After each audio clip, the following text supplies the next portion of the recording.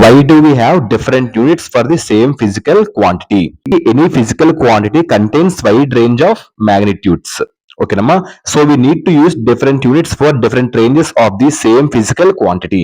ఓకేనమ్మా, అసలు అర్థం ఏదైనా వస్తువుని మనం దాన్ని కొలవగలిగేది.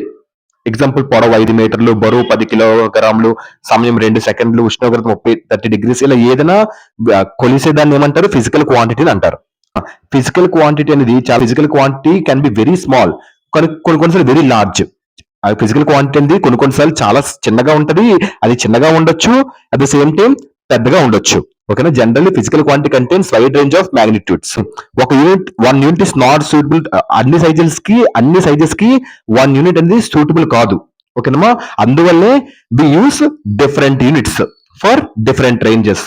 అందుకని మనం ఏం చేస్తున్నాము? డిఫరెంట్ యూనిట్స్ చూస్ చేస్తాం డిఫరెంట్ రేంజెస్ కి. ఎగ్జాంపుల్, ఇక్కడ మాస్ ఈస్ మెజర్డ్. ఓకేనమ్మా, ఎంజీ అంటే ఏంటి? మాస్. ఓకేనమ్మా, జీ అంటే ఎంజీ, జీ, కేజీ అంటే ఏంటి?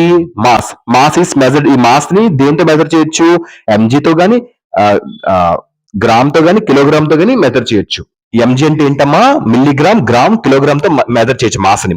లెంత్ దేంతో మెజర్ చేయొచ్చు? మిల్లీమీటర్, సెంటీమీటర్, మీటర్, కిలోమీటర్ తో మనం మెజర్ చేయొచ్చు. ఓకేనమ్మా, మీకు ఈ క్వశ్చన్కి అర్థం ఏమీ లేదమ్మా.